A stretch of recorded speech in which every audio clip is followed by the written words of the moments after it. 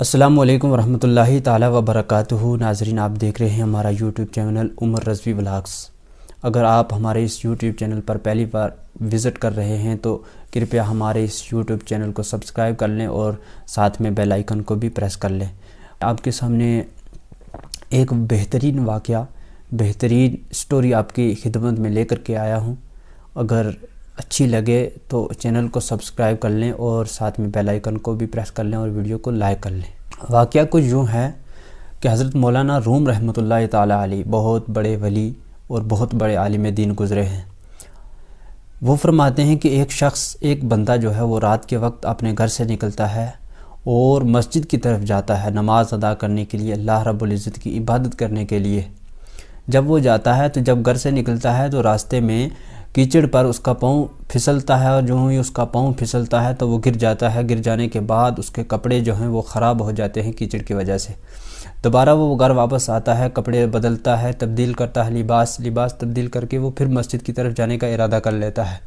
جب وہ مسجد کی طرف جانے کا ارادہ کر لیتا ہے تو دوبارہ سے جب گزرتا ہے تو اس کا پاؤں پھر پھسل جاتا ہے۔ جب اس کا پاؤں دوبارہ پھسلتا ہے تو وہ پھر کیچڑ میں گرتا ہے، اور کیچڑ میں جب گرتا ہے تو اس کے کپڑے پھر سے دوبارہ سے خراب ہو جاتے ہیں۔ جب اس کے کپڑے خراب ہو جاتے ہیں تو پھر سے دوبارہ گھر کی طرف جاتا ہے، لباس تبدیل کرتا ہے، پھر ارادہ کر لیتا ہے مسجد کی طرف جانے کا۔ جب پھر سے دروازے پر نکلتا ہے تو اتنے میں کیا ہوتا ہے کہ ایک بندہ جو ہے وہ روشنی لے کر کے اس شخص کے دروازے پر کھڑا ہو جاتا ہے۔ جب وہ اس کے دروازے پر کھڑا ہو جاتا ہے روشنی والا شخص تو اس کو دیکھتا ہے اور اس کے آگے آگے چلنے شروع ہو جاتا ہے، اس بندے کے آگے آگے، اس نمازی بندے کے آگے آگے چلنا شروع ہو جاتا ہے۔ جب اس کے آگے چلنا شروع ہو جاتا ہے تو وہ مسجد تک پہنچ جاتا ہے۔ جب وہ مسجد تک پہنچ جاتا ہے تو وہ شخص باہر سے پیچھے ہو جاتا ہے، مسجد کے دروازے سے پیچھے ہو جاتا ہے۔ جب مسجد کے دروازے سے پیچھے ہٹ جاتا ہے تو وہ بندہ نماز ادا کرتا ہے، خدا کی عبادت کرتا ہے۔ عبادت کرنے کے بعد پھر سے دروازے پر کھڑا ہو جاتا ہے روشنی والا شخص۔ جب روشنی والا شخص دروازے پر کھڑا ہو جاتا ہے، نمازی اندر سے باہر آتا ہے، وہ اسے لے کر کے واپس اس کے گھر کی طرف روانہ ہو جاتا ہے۔ جب اس کے گھر کی طرف روانہ ہو جاتا ہے تو وہ آگے آگے چل رہا ہے اور نمازی شخص اس کی روشنی کے ساتھ اس کے ساتھ چل رہا ہے اور سیدھا گھر تک اسے جا کر کے چھوڑ دیتا ہے۔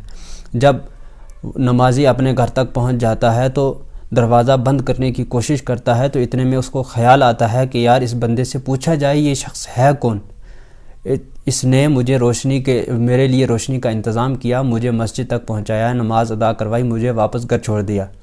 تو اس شخص سے پوچھا جاتا ہے کہ آپ کون ہو؟ تو وہ کہنے لگا میں کوئی اور نہیں، میں ابلیس ہوں یعنی شیطان ہوں۔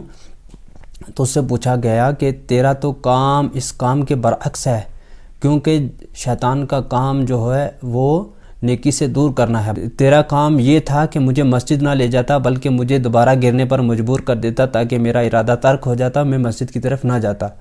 تیرے یہ روشنی کا انتظام کیا اور مجھے مسجد تک پہنچایا، مسجد تک پہنچانے کے بعد مجھے واپس گھر چھوڑ دیا۔ آخر وجہ کیا ہے، ماجرا کیا ہے؟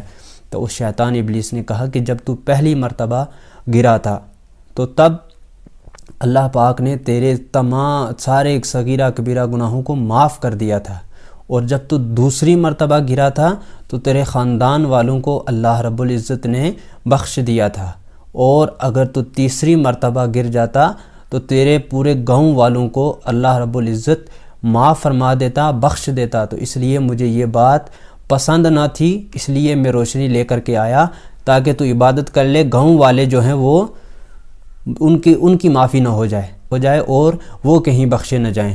تو اس لیے اگر تو نیک اعمال کرے گا تو خود بخشا جائے گا، بلکہ اگر تو گر جاتا تو تیرے سارے گاؤں والے بخشے، اس لیے مجھے وہ بات پسند نہ تھی۔ تو کہنے کا مقصد یہ ہے کہ شیطان جو ہے وہ انسان کو ہر طرح کے فعل میں مبتلا کرتا ہے، کبھی گاؤں کی طرف راغب کرتا ہے انسان کو۔ تو اس لیے لہٰذا انسان کا کھلا دشمن جو ہے وہ شیطان ہے۔ کہتے ہیں نا کہ شیطان انسان کا کھلا دشمن ہے، تو اس لیے اس سے ہمیں بچنا چاہیے اور دوسروں کو بچانا چاہیے۔ تو لہٰذا آپ نیک اعمال کیا کریں، کثرت کے ساتھ لا حول ولا قوت الا باللہ کی کثرت کیا کریں، شیطان آپ کے ہرگز قریب نہیں آئے گا۔ صلو علی الحبیب صلی اللہ تعالی علی محمد۔